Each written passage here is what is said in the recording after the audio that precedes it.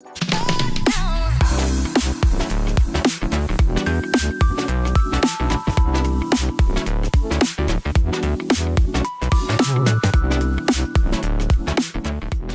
to the CG Pro podcast. Today we have Simon Che de Boer with us. I'm very happy to introduce him in a second. If you like what you see today, follow us at becomecgpro.com if you're interested in any of the other things we're doing, classes, Unreal, all of that kind of stuff. Follow us on our website. Always feel free to subscribe and like the YouTube channel. It gives me great pleasure today. Welcome, Simon. Simon, great to have you with us. Thank you for being here. Good to be here. Simon is a prolific technologist in the world of particularly photogrammetry and computer graphics. Simon's done some amazing work, probably some of you have seen, in building, reconstructing pieces of the real world, going back to some amazing examples of Tutankhamun's tomb and some other really great examples of capturing and reproducing digital twins of significant places of interest in the world, but also inventing and innovating in the space and creating some incredible tools through the extraction of PBR materials and photogrammetry processing and probably thousands of other things as well that I don't know about. But anyway, there's a quick intro. Simon, welcome. Thank you. Please feel free to fill in any of the blanks. I guess what we're known for a fair bit in the past was the work that we did with the digital twins we did with photogrammetry in regards to Queen Nefertari. Nefertari's tomb, not Nefertiti, Nefertari, and Tutankhamun. We did a number of other locations in the past as well, like Mana VR, which was a beach scene here in New Zealand. Have demoed quite a bit over the years. New Zealand Parliament was one as well, which was quite interesting. There's a lot of projects we have done that we can't brag too much about ourselves, but you've probably seen it one way or another in regards to certain digital twin works. So that was quite some years ago, 2018, but I don't consider the last 2 years to be particularly proactive in the regards of digital twins. It's been a little bit difficult getting off the island. So we've been using that time for the last 2 years to essentially look at some of the in-house tools that we've been using and finding ways to get them out to the public one way or another. Deep PBR was one of those tools that we're still pushing hard to get out. It does work. It has been working for some years, but we did struggle with front-end integration and, kind of basic upstart territory, scalability, things like that. But we are developing some new stuff now where we do think we can piggyback that technology back onto. So, yeah. Amazing. But looking forward to talking about it. I did try it out myself a little while ago. I'd love to ask people at the beginning of these just a little bit about how you kind of got into all of this, going back to maybe some early inspirations. What led you to find this as a career? It's an interesting story. It's one I don't usually talk about too much these days. That's why I did the TEDx talk for, because it's it's a difficult story. But I guess best way to put it would be, you get given lemons, you make lemonade. So about 8-9 years ago, went for a bit of a life experience, I guess, which made me realize you don't really know what you've lost until it's gone. And so from there, I essentially actually had no background in this. Maybe back in the 80s, when I was mucking around on my Amiga 500, late 89, 91, playing with some software back then. But apart from that, I'd been basically a musician for the last 20 years, playing drums, singing in a band, all that kind of jazz. And we went through this experience, and we basically lost our home due to a fire. That's the short story. And from there, I kind of got a bit obsessive about it. I wanted to essentially find a way to get back to that time and place for both me and my daughter. And I'd been watching some years earlier a good TED talk about a piece of software called Photosynth, which was kind of a precursor to the photogrammetry way back in 2008. And kind of caught my attention. I went, well, look, I've got all these old family photographs. Is it possible to recreate the house using this rather incomplete data set? And from there, I kind of just sat in my room for 2.5 years and started tinkering with early, I guess you'd say early mainstream photogrammetry. It'd been around for like years and years and years. It's been around since like technically the 1900s, or the maths to it anyway. So got really impassioned about it and just packed away for a few years with very little background. And so I guess my unique situation was I wasn't classically trained, and therefore I didn't really realize what I was trying to do was kind of a bit out of the box. And yeah, 2014, 2015, I put out some demos. Maybe 2015, 2016. I've lost track of time, to be honest, mate. And that caught the eye of certain parties, and then I began the world tour for a few years before we all went into 2 years of being on an island. Yeah. Amazing. But yeah, really interesting start to that, and unusual. I think is probably the best way of saying it. Really cool to hear about it, though. Thanks for telling us and sharing us, because I think there's often significant moments in your life that really do provide the greatest inspiration. Sometimes they're not as pleasant, but they kick you into gear and get you really passionate about something one way or the other. So it's, really interesting to hear about that. All right, I'm just going to get closer to this mic. Can you guys hear me okay? Yeah. Okay. Sounds great. All right, sweet. Yeah, I'm going to buy a headset soon. The thing is, we're in a very large lounge, and I'm talking on a very large TV, so I'm a good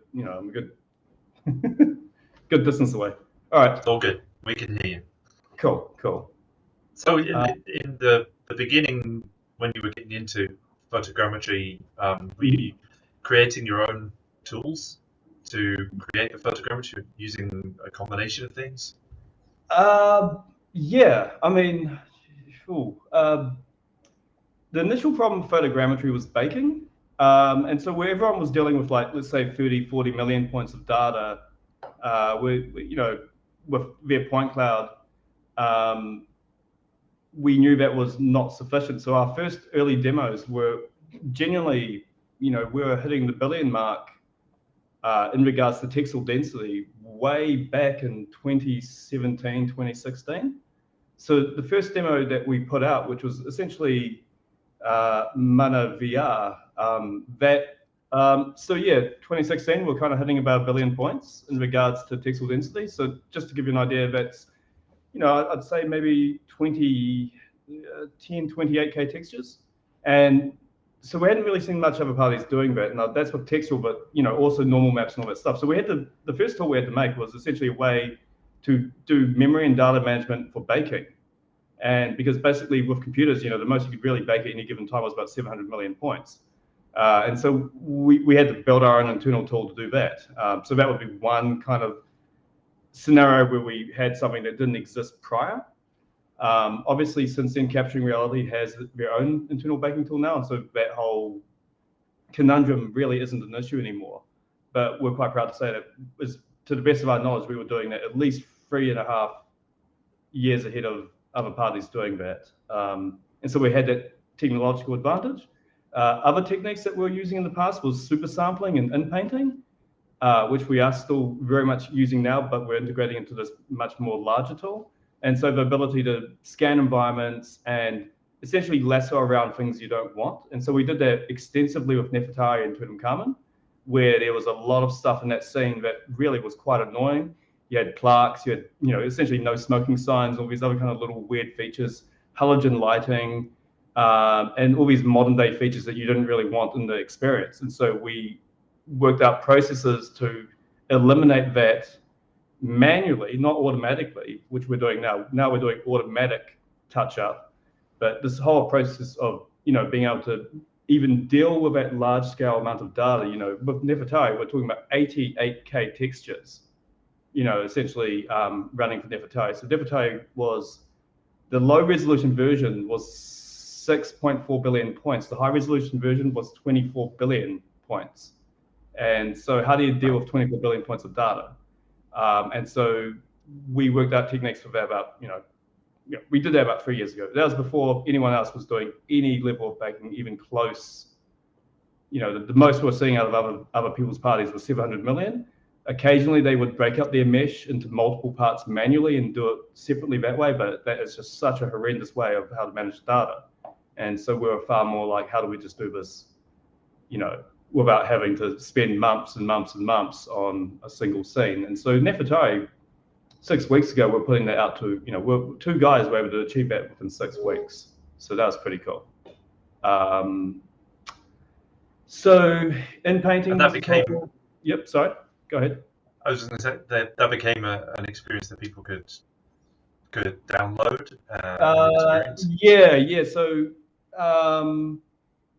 this is a bit close to home for you guys, so I'm not going to elaborate too much on it. But our internal version is a hell of a lot better than the version that Curiosity Stream have released. We've tried our best we've offered them our version for free, but they're very difficult to work with, quite frankly. So they don't even want us mentioning it that it's our work. So it's kind of hilarious.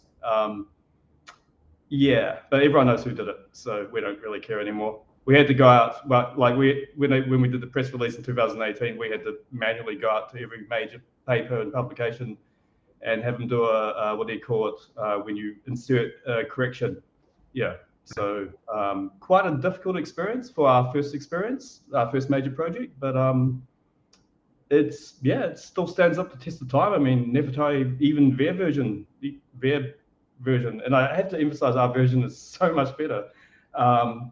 Even their version is still considered one of the most best looking VR experiences of a digital twin.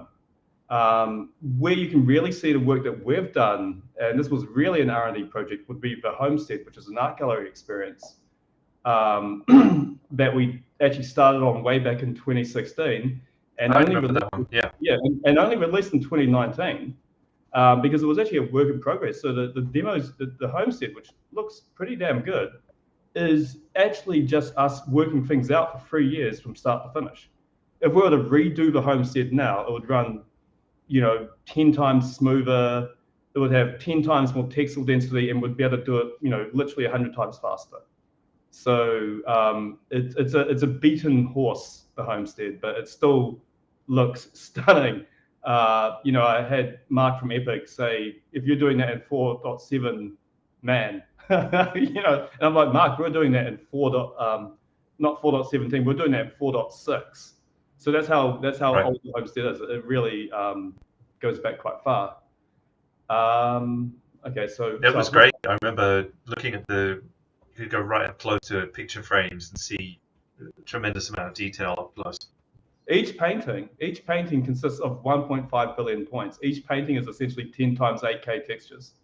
And so if you use the controller on your VR, you can actually float around the room and get right into those paintings, like down to the brush strokes. Yeah. Incredible. That's why it's how many right, yeah, makes sense. How many pictures did you have to take of the painting itself? Not many.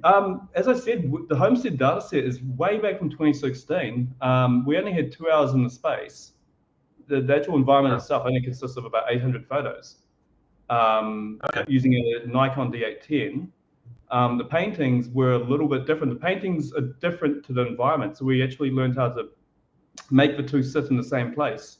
We're actually using essentially two different render engines inside the demo to do two different kinds of lighting, because the paintings are completely delit and cross-polarized, but the environment is what I'd call hybrid lighting. So it's kind of like we've mostly got rid of the specular and mostly got rid of the shadows. But the actual environment itself is not fully delit by any extent. It's a hybrid delit, which means you basically just kind of quashing it down and removing specular data.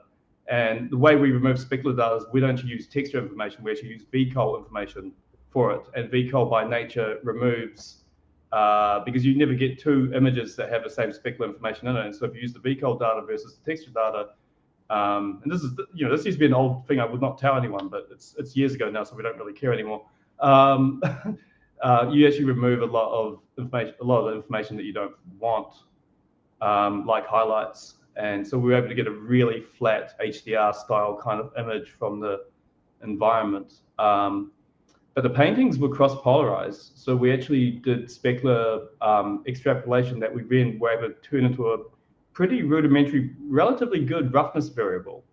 So we were able to actually, this was our first attempt way back in 2016 to essentially get PBR information using just photography and a bit of specialized math. Yeah. Interesting.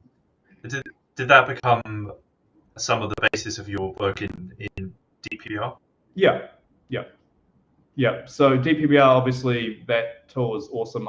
I'm so sorry, guys, that it's not out yet. We had a running prototype in March, and then we just COVID. That's all I can say. Like brain drain here in New Zealand. We struggled with, we got the tool working, but we found it was a massive hurdle to deal with front end, especially with AWS infrastructure. And so when we were scaling up operations to get this into a mainstream tool, as you can imagine, being a small island of 5 million and then everyone wanting a friggin' website at the same time because of COVID, we got outpriced by the bigger players here in New Zealand, essentially. And so our talent ended up being poached to go and work for Datacoms and Deloitte's of the world. So, and we couldn't fly anyone in. So but the technology is really sound. And so with DPBR, we essentially use massive amounts of data to train everything from delighting to roughness to normals. AO and cavity is a byproduct of photogrammetry, so that was easy to train. And so, the whole idea of it being able to take a single photograph and then extrapolate all those maps automatically and have it contextually aware, it's still a very exciting concept. And well, I say concept, we had a full-blown website, but it's still something we really feel the market needs. Ironically, it's the new tool we're working on that will probably get this tool into people's hands. So this tool's become kind of almost like a thing that works with the new tool, the retopology tool. And it's a lot easier for us to do that because we're not having to build a website. We're essentially building the two together as an internal tool again and just working initially on providing processing of that data with the absolute intention of integrating both tools into modern day pipelines around the world. We had a really rough experience with AWS New Zealand, so we're not. We love AWS.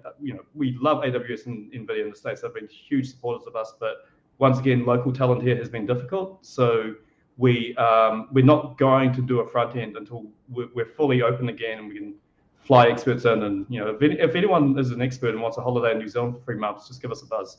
We're definitely folks. Yeah. I mean, look, it's ski season in a few months, man. Like, it's gonna be wicked. Like, just to give the audience in Los Angeles and the rest now an idea of where we're at, we just hit peak like 2 days ago. So we just hit peak Omicron. We've had nothing for 2 years pretty much, and in the last 6 weeks, every Kiwi has gone from living relatively carefree life to kind of embracing that in conjunction with everything else going on. So it's been weird for us. It's like, hey, you guys can finally get out of the country. Nah, Right. Yeah. So but no, it's cool. It's cool. Well, welcome to the party. Yeah, we're getting through it finally. So and we're delighted, and I'm looking forward to getting out. Yeah, I can imagine. Yeah, sorry, anyway. So some of the tools that you've worked on through DPBR, have any of them are directly being used in the new tech? So I imagine some of the delighting stuff must be a big amount of crossover there. Yeah, huge amount. So the situation is the delighting sits way better directly inside the PG software itself. So the photogrammetry software itself.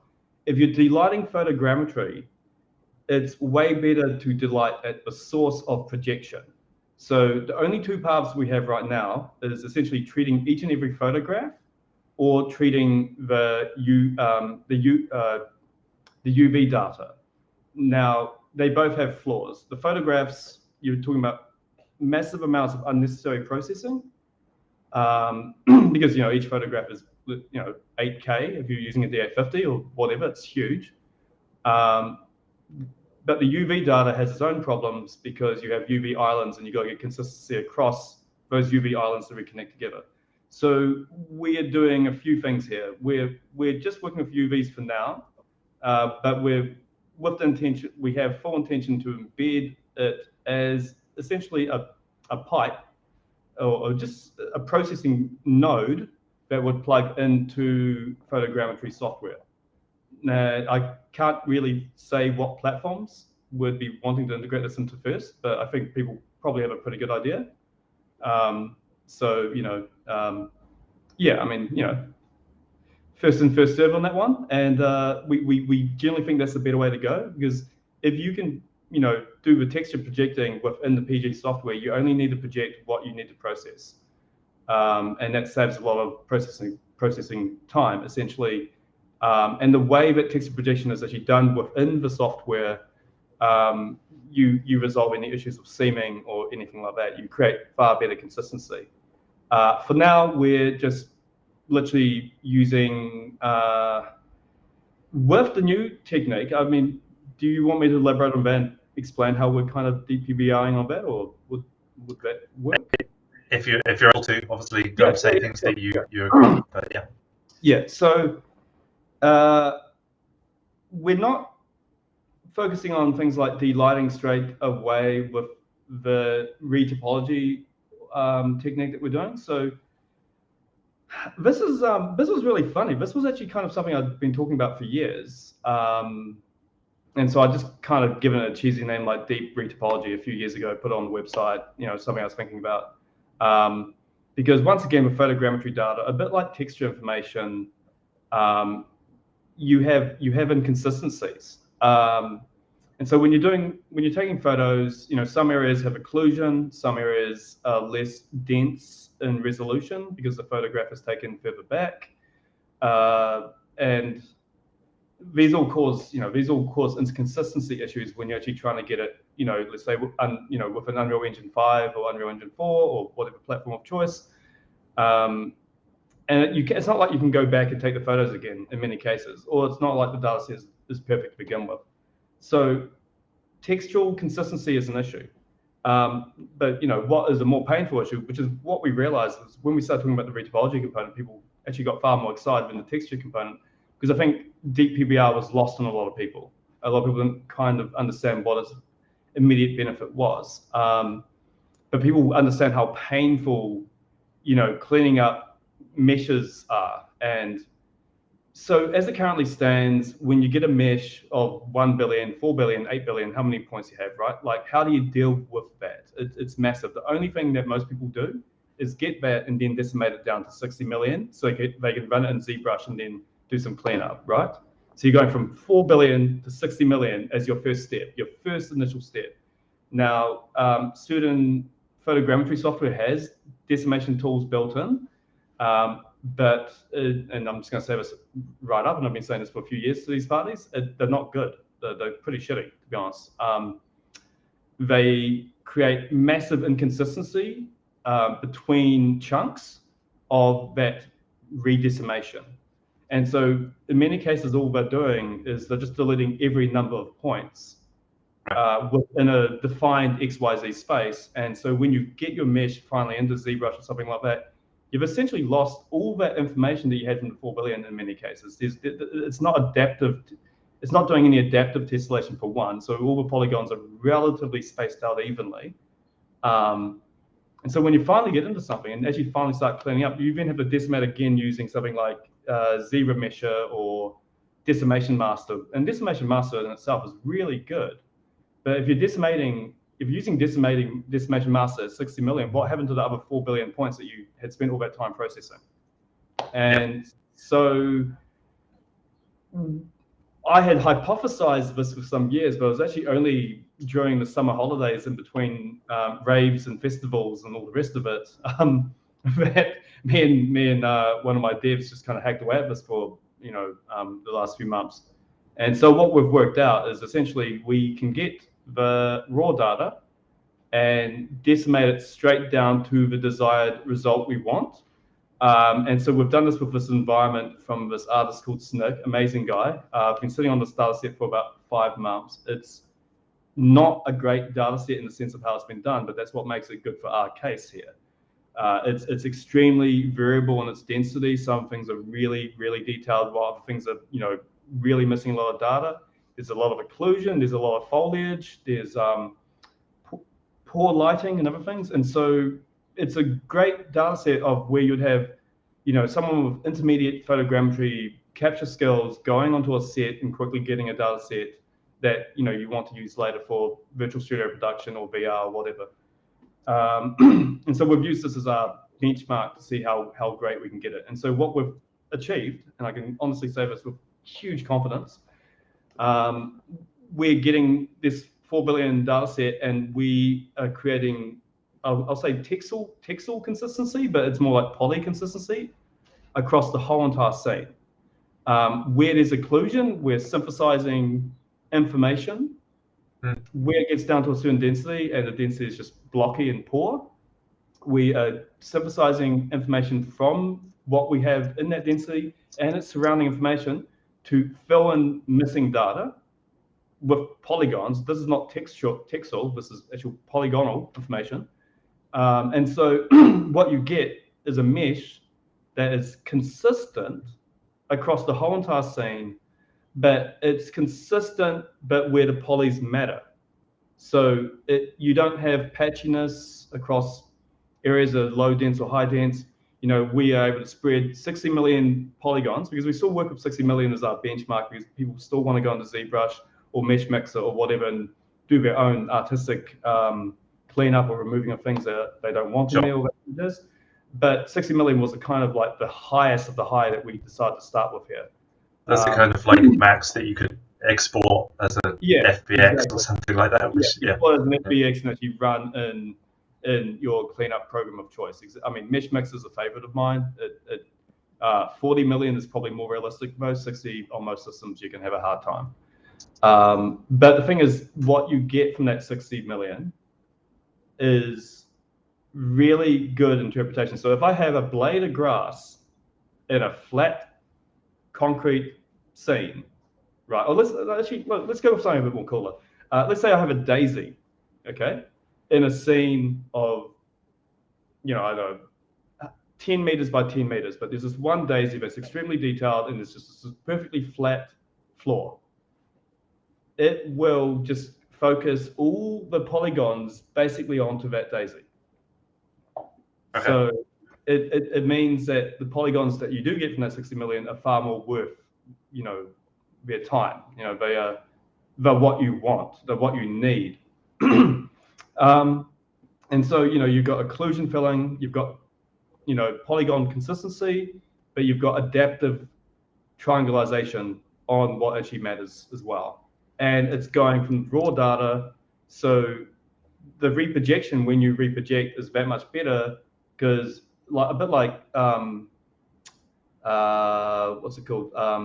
Something wrapping. I've just forgotten the shrink wrapping. So it's a bit like the shrink wrapping of the original data to this mesh is far more accurate.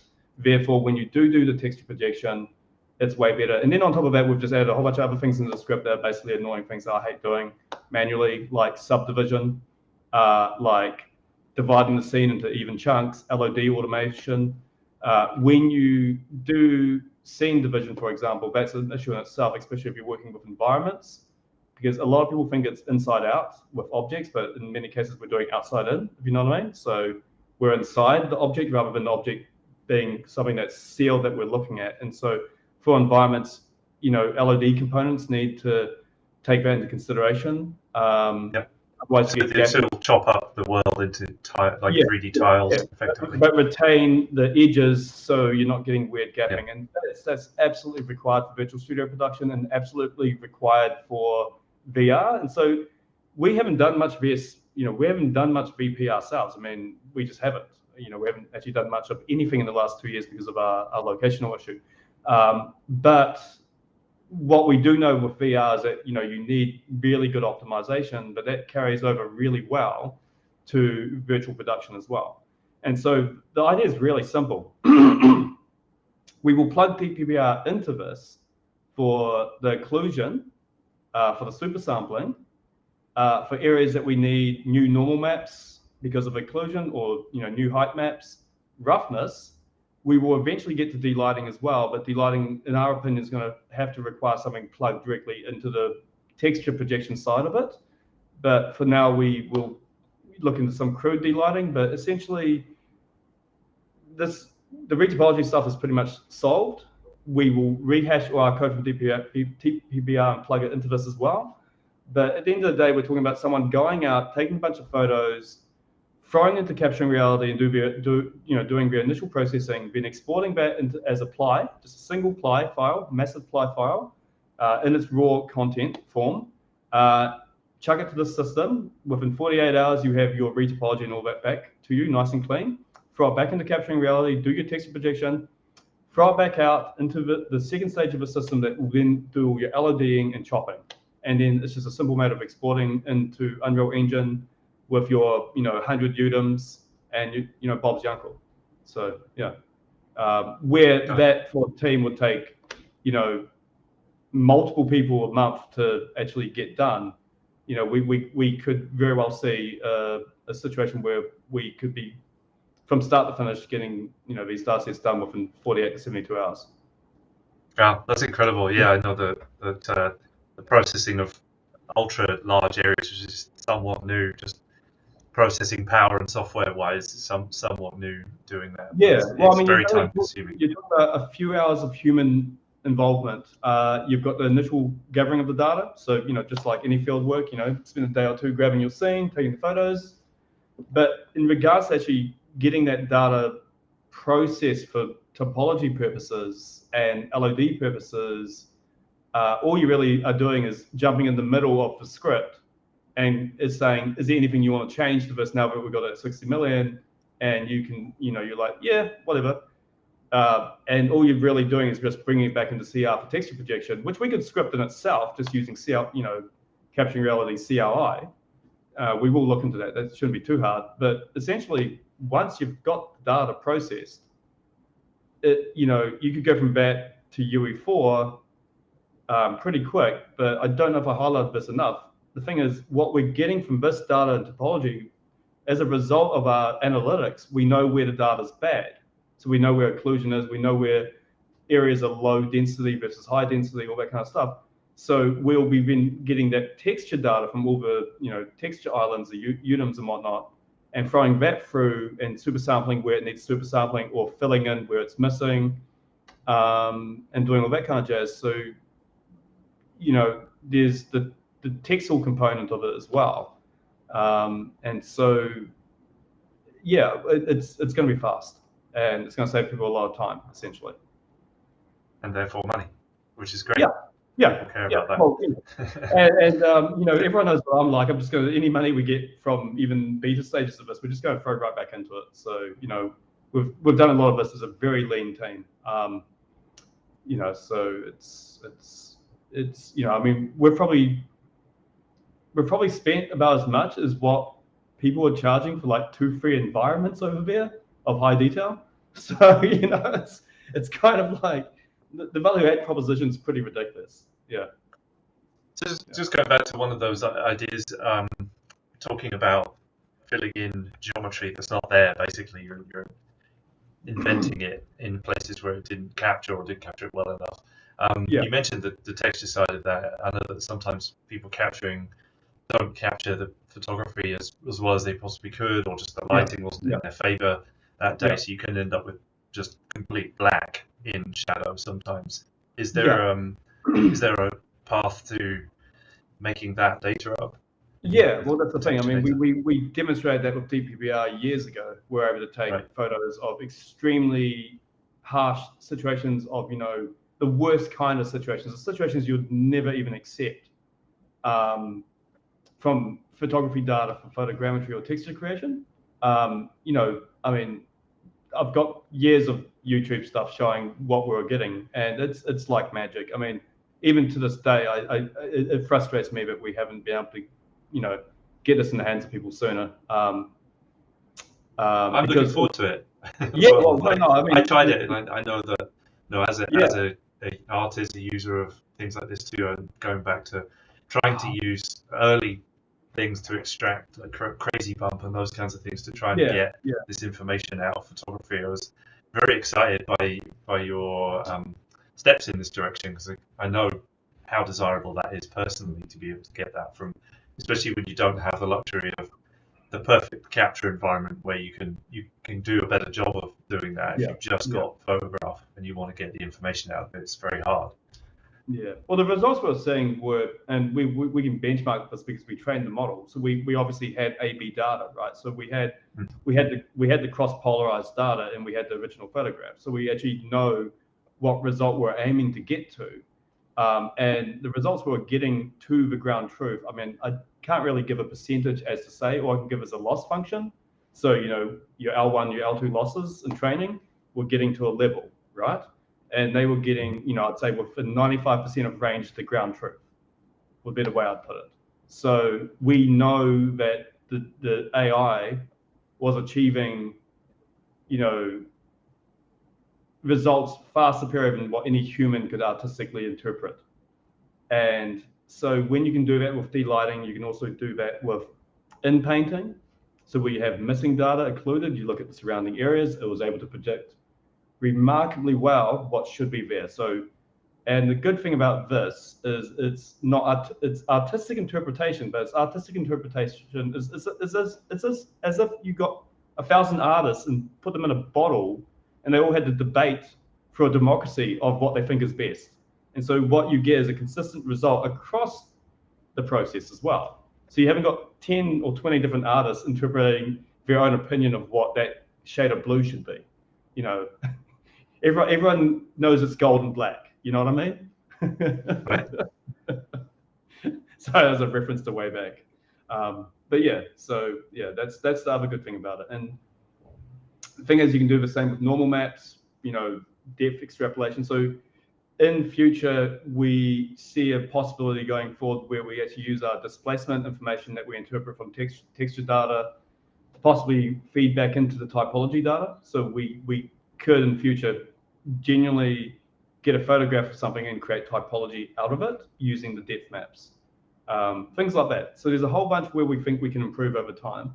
But as it currently stands, having those two components packaged into one, processing arm, it's going to be awesome. Which kind of falls back onto what I discussed some years ago with DPVR and encapsulating the world and everyone running around and backing up the planet and all that kind of jazz. And so, the way to actually make this a reality is, at the moment, yes, this is very much a high-end power tool for the studios and virtual production and AAA gaming and all that kind of jazz. But we really do see this trickling down eventually to mass adoption, so everyone can essentially do this where the price, the price time performance is dramatically lowered, so it can get into the hands of I hate saying that word, the metaverse. Or go on, say it. Go on. The metaverse. I was going to say it anyway. I was going to bring it up. I have to bring it up at least once per podcast. Dude, watch my TEDx talk. I call these things what they fucking are. Sorry, we swear in New Zealand. And it pains me. It frustrates me because it's not. It's I don't always what I call artist rights management for a digital ledger. They call it NFTs. Okay, and I was calling it artist rights management for a digital ledger years ago, before any of this hype train kind of jumped in. So speaking of that, that's a good segue into talking about that thing that you don't like talking about, the meta, or the other thing, whatever it is, metaverse. And artist right management. I know that that's something you've been really interested in and passionate about. Is that something you're also actively working on the tools for, or just something you're really interested in general? Honestly, if we had more resources, we would have been giving this to the world pre-COVID. Like, that's my biggest frustration is I'd literally just flown back to New Zealand to do this TEDx talk about all this, and I was, really hitting the pinnacle of the career in regards to actually finally scaling up operations of doing digital twins. By the way, I didn't even use that word back then. I refer to it as slices of life, moments in time. And it really does pain me more, as much as anyone else, that we're not able to get, multiple locations coming out every week for people to enjoy while they're, essentially in lockdown. And so, shoulda, woulda, coulda, but we didn't really. It was a perfect storm. So, do you think that once, as things are opening back up, I know there's various opinions on whether things are opening back up or not, but say they were,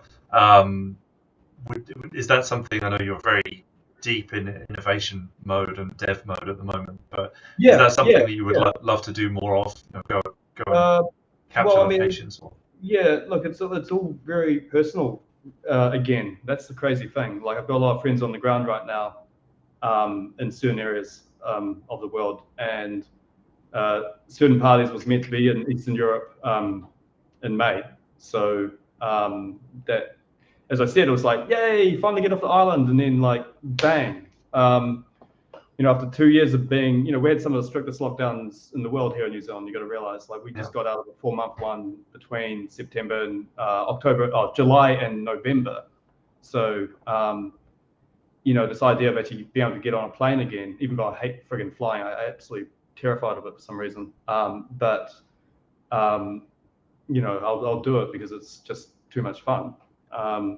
Very useful way of getting from one landmass to another. It's give me an airship any day. It's not. My mum came to visit me in LA. She came overland all the way from London by boat and train. And your mum knows how I feel. Yeah. Bizarrely, she flew from San Francisco to LA for the last kind of half an hour, but just to spend an extra day with me, which was nice. But anyway. So you were saying that the pandemic really got in the way of you getting out there into the world, and but it was a real brain drain. I mean, it was that plus, you got to realize half my staff went to Weta, and then Weta went to Unity. And I, usually in the past, I'd go out there into the world and drum up support and get a few gigs in LA to, make some R&D money. But we basically, we basically just ran out of steam. And there was no way. In New Zealand, it's just a joke. I mean, I'm sorry if anyone from New Zealand's watching this, but we have a real broken VC system here, and it's a real small pot of gold. And there's just no resources in that respect. And people usually will just point to Weta or Datacoms or whatever. And so we don't really have startup culture.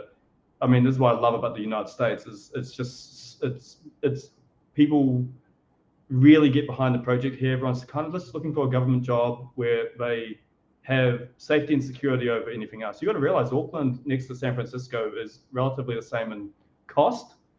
It is super expensive here.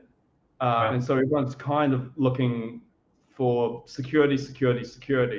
There isn't that kind of work ethic that I found in the States and parts of Europe and other areas where people are really, excited about the actual concept itself. So it's a real risk takers. We're extremely risk averse here. And so, me personally, I'm definitely in the wrong place. But, I love my country and I love my daughter. So it's always been, I would have that's the truth. I would have jumped over during the pandemic 2 years ago, but the thing is we weren't allowed back in the country, but like, so it was like, I mean, we were, but we had a lottery system. So if my daughter broke her arm or something like that, there's a chance I might not be able to get back in for 3 months. Yeah. So it just wasn't an option. It's been pretty difficult. I know that you guys have had a more significant lockdown than probably most of the rest of the world. Yeah. Has there been a side to that? I know for me personally, that whilst it's been quite challenging in a number of ways, we had some not the same, but some challenges to businesses and things like that. It's been pretty difficult. I mean, it's been but also it's been quite in some ways a focusing time, not being able to do as many things and run around as much. Have you found any of that to be the case? Well, the first lockdown was awesome. Second one wasn't so good. So we had stages where we had like very severe ones for like 4 months or so.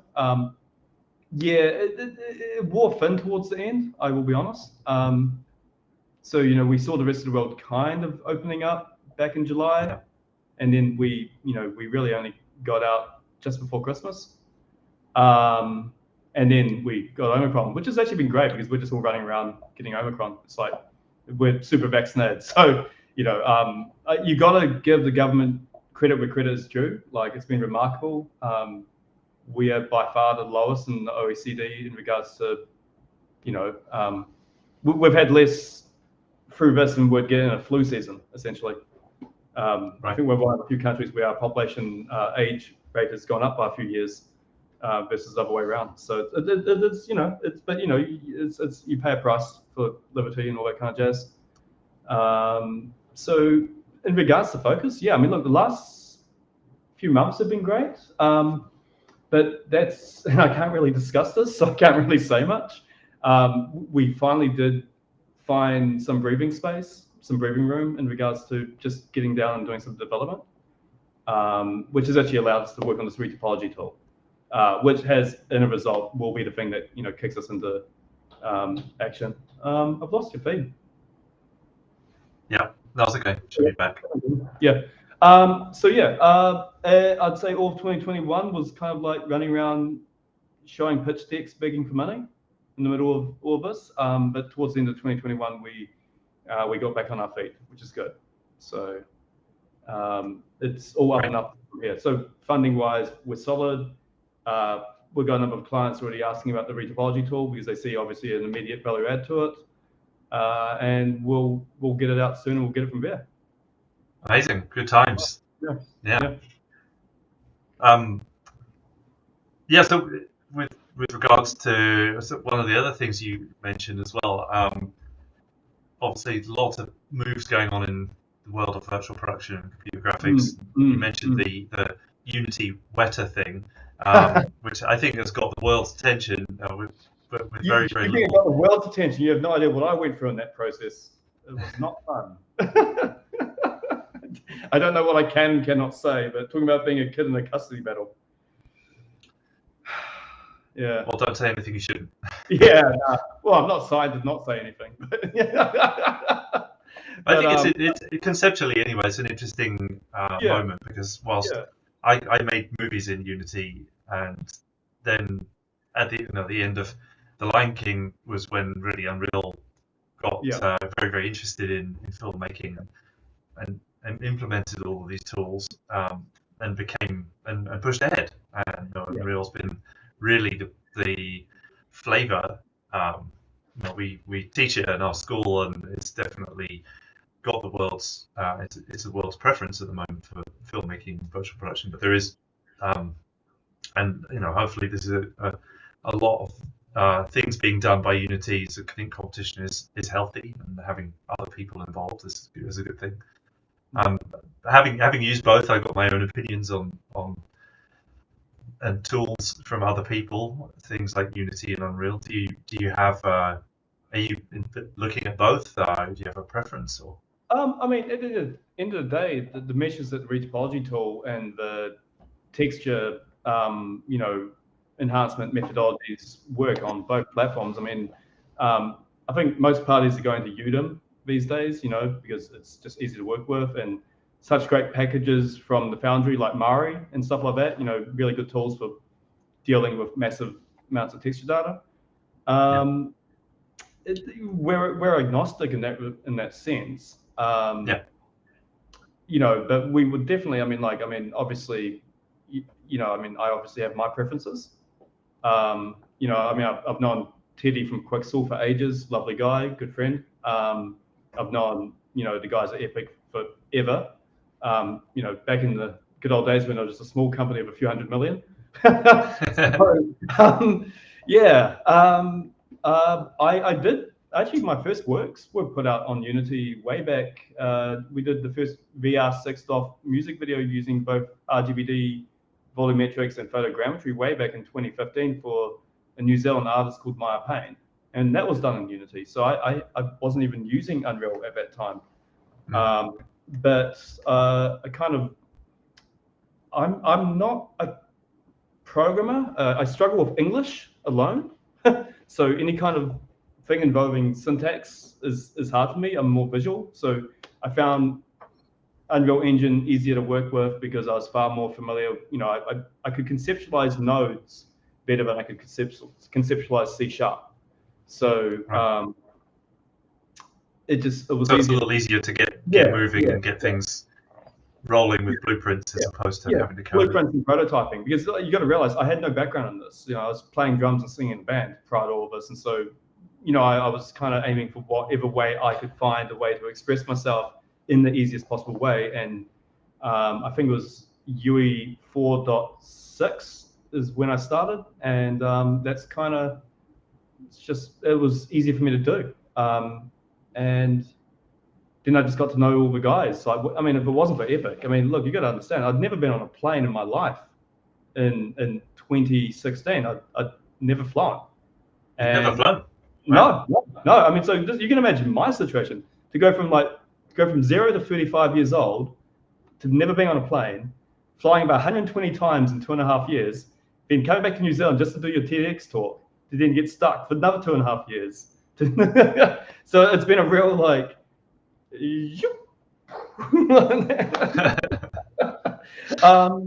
so yeah, I mean, yeah. So you know, literally, if it wasn't for Epic, originally, Dana and others originally just being like, "Hey, this shit's really cool," and this is 2016. Hey, do you want to, get out of your bedroom in Auckland, New Zealand, and see the world, essentially? And if it wasn't for Epic giving me that initial chance, because I couldn't get it here, no one here really could grasp what the hell I was even doing. And they really just threw in, and that allowed me to actually get out into the world, and as a result, meet the guys at CuriosityStream and start on Nefertari and all that kind of stuff. And from that point, it really just, I mean, my last thing was in the Large Hadron Collider, like literally before flying back to New Zealand, I was 100 meters underground rolling around in radiation. So, Are you scanning it? Yeah. We saw it last year. Yeah. Amazing. Yeah, so once again, great retopology. I haven't touched it because the retopology process of it is just ridiculous. And it would cost too much to process the data. So this is where the retopology component comes in. If we can actually automate it, then this plus many other environments, we can start pumping out. Two guys, just two people, could casually be pumping out a new environment a week on Steam, with ease. Essentially, but the biggest problem is for us, especially in the last few years, has actually been, trying to obtain the initial photogrammetry data in the first place. People are very precious about their data, which makes perfect sense, and I completely understand the logic behind it. But I do think certain things like culturally significant sites and things like that really need to get way more into the public domain.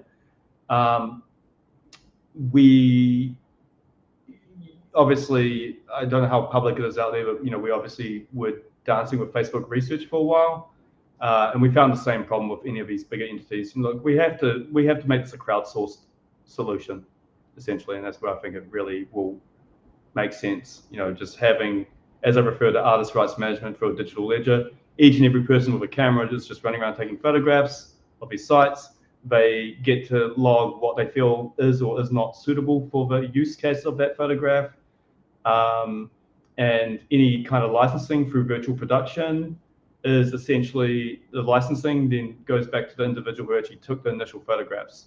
And so this is where we see this being extremely powerful for virtual production, is the ability to crowdsource locations you need rather than having to fly there half the time. And actually, it's a win-win for everyone. The artist, as a musician myself, who never got paid my Afro checks for my radio play, it pisses me off, right? So, you've got someone in the trenches here fighting for you when I refer to the artists. So the people who are actually out there on the field taking the photographs, they're very rarely seeing their fair shake. their fair share. And so if you can take out the middleman, which is essentially the most expensive part of the component, which is the processing, and pushing pixels, as I say, you really solve this problem, because it just goes straight from artist to licensing. And there's fair good money in licensing. I mean, the studios save money, the artists make money. I won't lie, I guess we kind of become a middle person in some respects. We do make revenue essentially from processing of data, but compared to what it would cost to do it manually with a team of artists in the basement, it's considerably, it would be considerably cheaper over time. Yeah. Right. So it's making it available to individuals and small teams. Yeah. We got a Tesla it because I never want to experience the level of, how do I say, stress that I went through in late 2021. I'm not kidding when I say September, October, November, I could not pay my rent. And I'm not going back to that. So I need to keep it my 75K a year, and I'm happy. There's a paper, there's multiple papers that show once you hit above 75K, happiness threshold versus monetary gain levels out, and that's just a fact. So for me, it's just we really went through tough times in 21. I had to let go of 11 staff in early 2021, and it was just difficult. So we do need to find some kind of revenue model for reality virtual, but it's compared, what we require versus, people are paying probably, as I said, the amount of development costs we put into this is probably what you'd be paying to get an environment done professionally, maybe 3 times over. So it's ridiculous if you think about how much money is spent on producing these environments versus what our actual development costs were. It's nuts. So we don't see it as being a hurdle in any way. Yeah. Right. Yeah. What are some of your favorite uses of making digital twins, if you would like to call them that, or slices of reality, slices of life? Well, I don't know. Yeah, look, for me personally, like I discussed at some length a few years ago. Look, we were really trying to get in and show the cost of war with Aleppo about 4 years ago when I was working with Nefertari, and so I was discussing quite a lot. No one would go to war if you were to put them in VR and actually show them, the cost of war. And so, obviously, with recent events taking place, that's a kind of a humanitarian, I guess you'd say. Like, I've always wanted to position ourselves far more as like some kind of public service or NGO, where because you're detached when you're watching it through a television and all that kind of stuff. I don't want to traumatize people. That's the last thing I want to do, but we don't really take it seriously. The hardships are going on right now. Like, I've got many friends in Ukraine right now, and it's breaking my freaking heart. Like, last few weeks was a bit wobbly for me, in all honesty, because of just the stress of it all, and the empathy that you get when you've got good people. Like you got to realize, in Eastern Europe, the photogrammetry and the tech scene in general, like the devs, everyone, like they're just amazing, talented people. The photogrammetry scene in particular is very strong in that region. So my personal thing, my most immediate urge is I wish we'd got this out weeks ago, so we could just be pumping these experiences out to really demonstrate, the actual cost of war. Now that's the sad reality of now. The better reality is really obviously, everything from just being able to get out of your room and see experiences, see places. Like we envision just back-to-back experiences of high quality locations of cultural significance around the world. I mean, I've seen the demos that are on Steam right now, and they are nothing to the quality that we know we can deliver in regards to digital twins of multiple locations. And with streaming, it's not so much a file size issue anymore. So there's nothing really stopping you from putting on a headset and jumping to hundreds of locations, essentially in real time, streamed on delivery through good texture and polygonal streaming. And it being really as good as, as close to as reality as the hardware allows us right now, which I think I've demonstrated is actually pretty damn close in regards to visual quality. That to me is awesome, and that to me is going to do a lot of good for people, generally speaking, mental health. Like really delivering people a bit of escapism in a good way. But I genuinely do believe this. I refer to the experiences being trailers to the movie. So this idea that you'll go and explore these places in VR, quite frankly, in my opinion, once we truly do reopen up, will actually allow people to really want to go there in person. And as I've always said over the years, as someone who had been isolated for 35 years of my life and not got out into the world, I had my own biases, and I was stuck on my own kind of belief concepts of what certain cultures and certain places were like. And, I don't mean to overhash this line, but, good luck finding a well-traveled bigot, Right. Yeah. There's something about travel that really encourages acceptance and understanding between different cultures, for sure. Yeah. So I know you're sending me messages, but I cannot see my phone from here.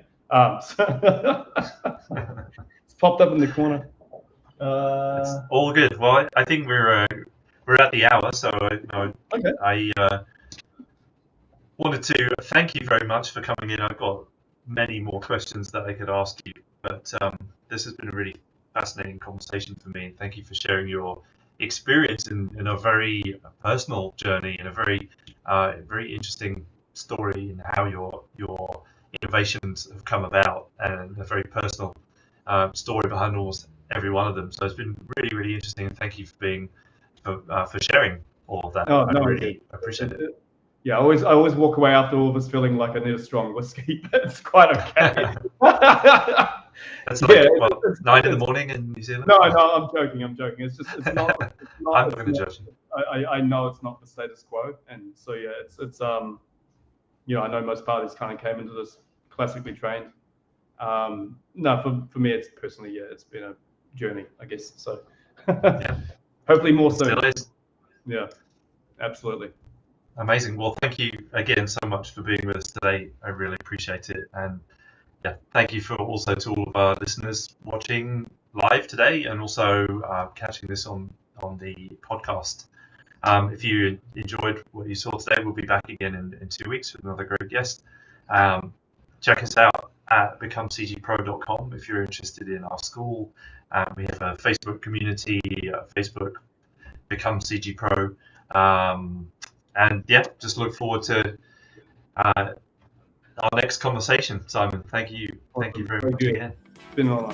Thank you, mate.